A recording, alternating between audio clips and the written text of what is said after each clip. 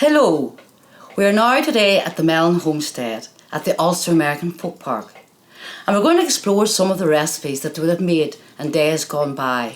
This is a very special time of the year because we're getting ready for Christmas, and as you can see on my display here, during the rest of the year they have eaten very plain foods like soda farls, the odd occasion pancakes and potato bread.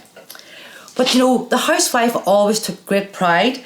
She always made her own homemade butter, her eggs, taking them to the market maybe once every fortnight, and she saved up all those pennies for this time of the year because fruit, dried fruit especially, was so expensive. And as you all know, Christmas wouldn't be Christmas without our lovely plum puddings and our Christmas cake. Today I'm going to show you how they would have actually made a fruit scone, which again was kept for around Christmas time. When you go outside you'll see my geese, because we always would have had a goose for Christmas. Nothing went to waste, as you can see.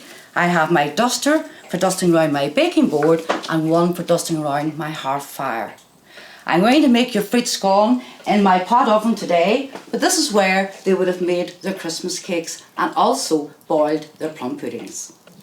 Now I'm going to show you how to make a fruit scone, which by the way is very easily made, and you can actually make this for Christmas morning and be a lovely treat for your family for breakfast. So first of all, in days gone by, they baked every morning for their families. So they normally would have tipped everything into a bowl, mixed it, and away they went. But because I want to show you how this is made, I'm going to use cups.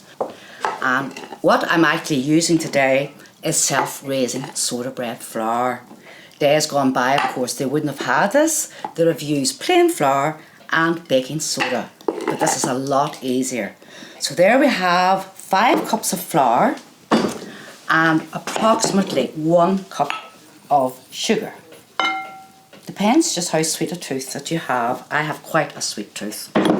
Now when it came to the fruit, I just used my hand, and as you can see, I just throw in whatever I think is needed.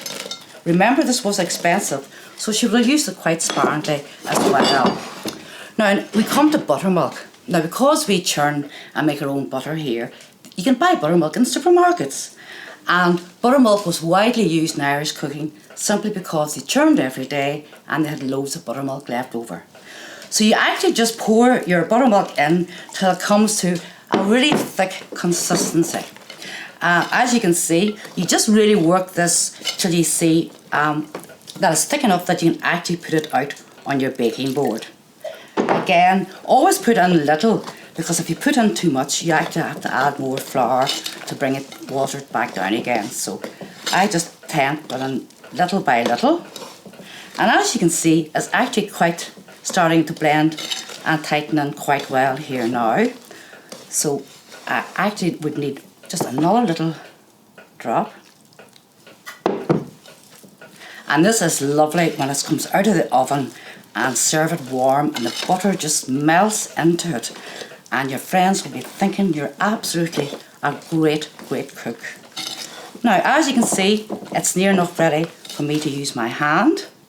So what I do now is I flour the baking board,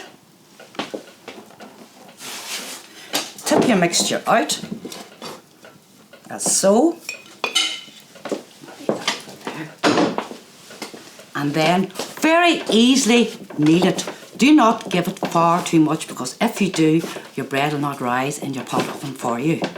Now, that's near enough. Now I know you all have nice modern ovens today, but in days gone by, we use our pot oven. And this is where she would have baked her Christmas cakes, her soda bread, she would have roasted her chickens, her meat. Everything was done in this type of oven. So you just very gently flour it, lift your scone of bread, like so, and you just squeeze it into the bottom of the pot. Now old tradition was that you always had to make the shape of the cross top. I think it was more superstition than anything else, but it was the sign of the cross to make your bread rise and to keep all the gibbly-gobblies away from it, that you have no accidents.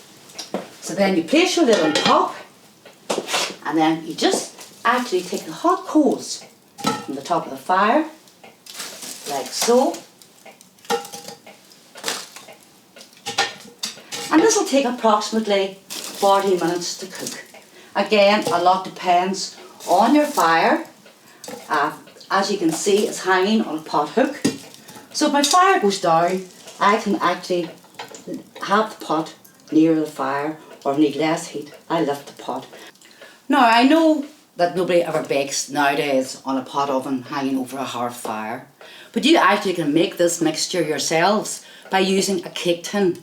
And put your mixture in, and I would recommend probably 160, 170 centigrade for your oven. Again, 30-40 minutes, and the good way of testing is to tap it near the end. If it sounds hollow, it's ready. And if you are a little bit concerned, get a knitting needle, put it into the centre, and if it comes out dry, you know your bread's ready. And then I would put it out on a nice cooling rack, covered with a tea towel, and when it's nice and warm, I would cut it for your breakfast with a big blob of butter, and your family will think you're absolutely super.